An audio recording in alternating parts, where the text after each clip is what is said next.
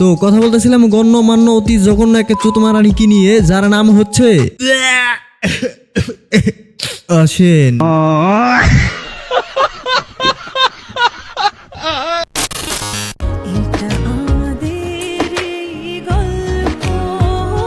High high high, এই ভুস্কির বাচ্চা দিয়ে আজকে পুরো ফ্যামিলি নিয়ে চলে আসছে মাইনকার সিপাই মারা খাওয়ার জন্য। তো যাই হোক, এত কষ্ট করে যেহেতু মাইনকার সিপাই চলেই আসছো, এবার একটু দাও তো, খুইলা দাও তো।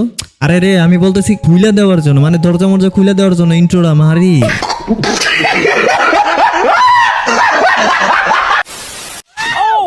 হ্যালো ভাই ব্রাদার্স, ওয়েলকাম ব্যাক। সময় কম, শুরু করো। গাইস, তোমরা যারা Mainkar receiver community tab check করছিলা, তারা হয়তো আগে থেকে জেনে গেছিলা যে আজকের ভিডিওতে অসীম নামের এই ফাঁকা মারানিকে নিয়ে কথা বলবো। কিন্তু কাহিনীটা হইছে কি, যখন আমি এই ফাঁকা মারানিকে রোস্ট করার মতো ভিডিও খোঁজার জন্য ওর টিকটক অ্যাকাউন্টে যাই, যাওয়ার পর আমি ওর অ্যাকাউন্টে এমন কিছু দেখি যেটা দেখার পর আমি টিকটক থেকে সরাসরি ভাত রুমে চলে যাই। হ্যাঁ, তোমাদের সবাইকে খুবই দুঃখের সঙ্গে বলতে হচ্ছে যে গেল 3 ঘন্টা যাবত আমি সেই ভাত রুমেই ছিলাম। ওয়েট ভ্যানচো, তোমরা আবার কেউ ভাইবো না যে আমি সেই 3 ঘন্টা বাথরুমে বসে হ্যান্ডেল মারতেছিলাম। সত্যি বলতে আমার রুচিতে এত দুর্ভিক্ষ পড়ে জানি যে ওর মতো ভুসকি সেবলি চোদা চুত মারানিকে দেখে আমার হ্যান্ডেল মারতে হইব। এখানে তোমরা আমাকে প্রশ্ন করতেই পারো যে আমি যদি বাথরুমে গিয়ে হ্যান্ডেল নাই মেরে থাকি, তাহলে বাথরুমে ওই 3 ঘন্টা কি আমি আমার নিজের পুটকির চুল গুনতেছিলাম নাকি?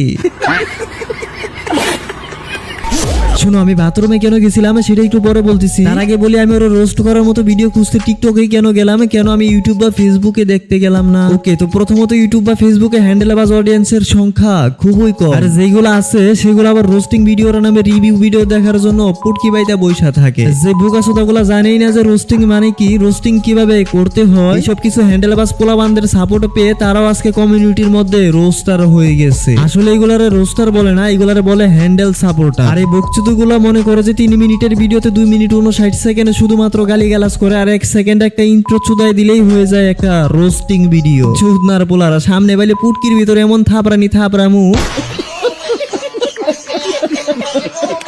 ওকে, তো হ্যান্ডেলবাজ রোস্টার এবং তাদের অডিয়েন্সের পুটকিতে লাথি মাইরা চলো আমরা আবার আমাদের মূল টপিকে ফিরে যাই। হ্যাঁ, কি যেন বলতেছিলাম, কেন আমি এই ভুস্কির ক্লিপের জন্য টিকটকে গিয়েছিলাম, তাই তো তোমাদের আগেও বলছি, এখন আবারও বলতেছি, এই সেবলির বাচ্চার সকল অডিয়েন্স হলো হ্যান্ডেলবাজ অডিয়েন্স। আর আমার জানা মতো শুধুমাত্র টিকটকে সবথেকে বেশি হ্যান্ডেলবাজ পোলাপানা পাওয়া যায়। আই হোপ কি তোমরা সবাই এখনো ক্লিয়ার যে আমি কেন টিকটকে গিয়েছিলাম। এবার বলি, আমি বাথরুমে 3 ঘন্টা কি করতেছিলাম। যখন আমি এই ভুস্কির বাচ্চার টিকটক অ্যাকাউন্টে যাই, তখনই আমি না খুব অবাক হয়ে যাই। আর ভ্যানচোদ অবাক হই না কেন তোমরাই বলো। যেখানে বাকিদের টিকটক অ্যাকাউন্টে ঢুকলে টিকটক ভিডিও দেখা যায়, সেখানে ভুস্কির অ্যাকাউন্টে ঢুকে দেখি খালি গু আর গু। হ্যাঁ, ডাইনে বামে আগে পিছে উপরে নিচে যেদিকে তাকাই না কেন, ওর প্রোফাইলে শুধু গু আর গুই দেখতে পাই। আর ওর প্রোফাইলে এত গু দেখা আমি ওই 3 ঘন্টা বাথরুমে এত বমি করছি, এত পরিমাণে বমি করছি যে তোমরা কেউ জিজ্ঞেস করে না কত বমি করছি।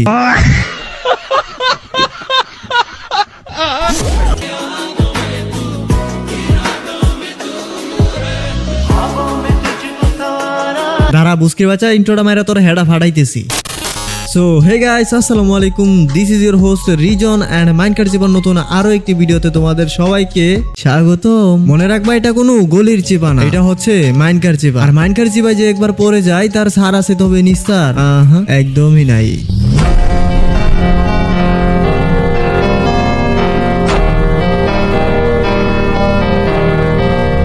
তো কথা বলতেছিলাম গণ্যমান্য অতি জঘন্য একটা চুতমারানিকে নিয়ে, যার নাম হচ্ছে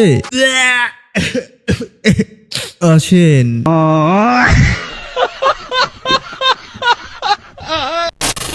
বিশেষ করে যতবার এই ভুস্কির বাচ্চার নামটা মুখে নিচ্ছি, ততবারই কেন জানে আমার সেই বাথরুমের কথাটা মনে পড়ে যাচ্ছে, আবার সেই আগের মতো বমি বমি পাচ্ছে। কারণ এই চুতমারানি ওর ভিডিওতে সে এমন নষ্টামি করে, যেগুলো দেখার থেকে আমার মনে হয় কুত্তার পুটকি দেখাও বেশি ভালো।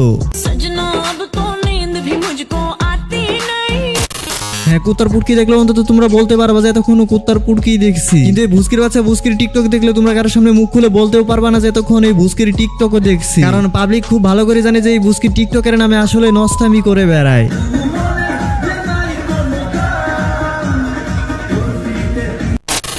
সো যাই হোক, এতক্ষণ কথা বলতেছিলাম ভুস্কির বাচ্চা অশ্বিনীকে নিয়ে, এখনো কথা বলবো ওর মা মানে মেইনে ভুস্কিকে নিয়ে।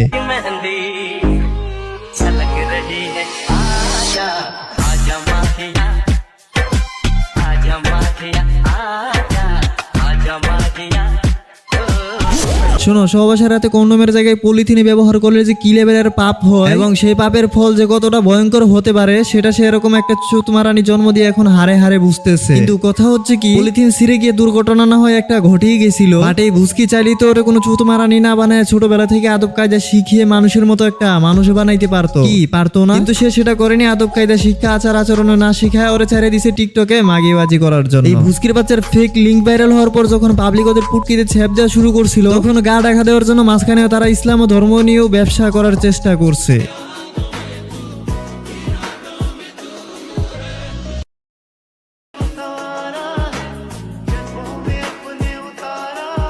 কিন্তু পাবলিক তাদেরকে দুছে না এবং পরবর্তীতে তারা আবার টিকটকে দেহ ব্যবসায় নেমে গেছে। আচ্ছা, পিন করে একটা কথা বলি যে টিকটকের দেহ ব্যবসাটা আসলে কি। শোনো, প্রথমত টিকটকে যেসব খানকি মাগিরা নিজেদের দেহ দেখা ভিডিও বানায় সেই সব প্রত্যেকটা খানকি হচ্ছে এক একটা দেহ ব্যবসায়ী, কারণ তারা টিকটকে দেহ দেখানোর বিনিময়ে ভিউজ পাচ্ছে। আর শর্টকাটে যদি বলি, এখানে বা যে সকল ক্ষেত্রে কোনো কিছুর বিনিময়মূলক কার্যক্রম তৈরি হয় সেটাকেই মূলত ব্যবসা বলে। সেই হিসেবে যে সকল খানকি মাগিরা টিকটকে দেহ নিয়ে শো অফ করে তারা প্রত্যেকটাই হচ্ছে এক একটা দেহ ব্যবসায়ী। আর কোন চুদনার পোলার যদি এই ক্লিয়ার কথার মধ্যে আরো কোনো লজিকের প্রয়োজন হয় তাহলে ডেসক্রিপশন বক্সে আমার ইমেল দেওয়া আছে, জাস্ট ওইখানে একটা মেইল পাঠিয়ে দাও। বাকি লজিকগুলো আমি তোমার ফেস টু ফেসই দিব, যাও। আর যারা যারা কোনো স্ক্যাম বা কারো ইলিগ্যাল অ্যাক্টিভিটি নিয়ে কোনো প্রুফ শেয়ার করতে চাও আমাকে, তারাও চাইলে সেম ভাবে আমাকে ইমেল করতে পারো। ওকে, তো লাস্ট অফ দ্য ভিডিওতে আমরা কথা বলবো অসিনের পক্ষের যেসব ছেলে মেয়ে আছে তাদের উদ্দেশ্যে। শোনো, তোমাদের মনে প্রশ্ন থাকতেই পারে যে অসিনের রোস্ট করার কি আছে, ওরে গালি দেওয়ার কি আছে, ও কি এমন করে ফেলছে যে কারণে ওরে তো হেটে দেওয়া হচ্ছে। বাট আমার কথা হচ্ছে যে ওরে রোস্ট করার মতো কি নাই, ওরে গালি দেওয়ার মতো কি নাই, ও কি এমন করে নাই যে কারণে ওরে রোস্ট করা যাবে না, ও কি এমন করছে যে কারণে ওরে হেটে দেওয়া যাবে না। আচ্ছা, ভুলে যাও কেন, এই তো সেই অসিনী যে কিনা তিল সমতুল্য ছিল, আর আজ সে তাল হয়ে গেছে। এখন এই অসিনী যদি তিল থেকে তাল হইতে পারে তাহলে আজকের ওর অর্ধনগ্ন চলাফেরা থেকে ইন্সপায়ার্ড হয়ে ভবিষ্যতে তোমরাও যে রাস্তায় ন্যাংটা হয়ে ঘোরাফেরা করবা না সেটার কি গ্যারান্টি আছে? আচ্ছা, তারপর অনেক কিছু বাদই দিলাম, চলো আমি তোমাদেরকে কিছু প্রশ্ন করি। আচ্ছা, যেহেতু ও একজন পাবলিক ফিগার, তার মানে ওর কিছু পাগলা চোদা ফ্যান বেজও আছে। হ্যাঁ, পাগলা চোদাই তো, কারণ ওরে তো আর কোনো ভালো মানুষের সাপোর্ট করবো না। তো যাই হোক, এই পাগলা চোদাদের মধ্যে তোমার ছোট ভাই বা বোনও তো হতে পারে, তাই না? এখন এই চুতিয়ারে দেখে যদি তোমার ছোট বোন যদি কালকে আইসা অন্যায় এরকম চুতি আমি শুরু করে দেয়, তখন কি মাইনা নিতে পারবা? তখন কি তুমি ওরে গালি দিবা না? আর তাছাড়া ও হচ্ছে এমন একটা মাইয়া যে কিনা ধার্মিক পোশাক আশাক পরে ব্যাকগ্রাউন্ডে নস্টালজিক গান লাগায় উড়া দুরা নাচানাচি করে। তো এর থেকে সমাজ কি শিক্ষা পাইতেছে? এর থেকে ছোট ছোট বাচ্চা যেগুলো ওর ভিডিও দেখে ওই বোকাচোদা গুলো কি শিক্ষা পাইতেছে?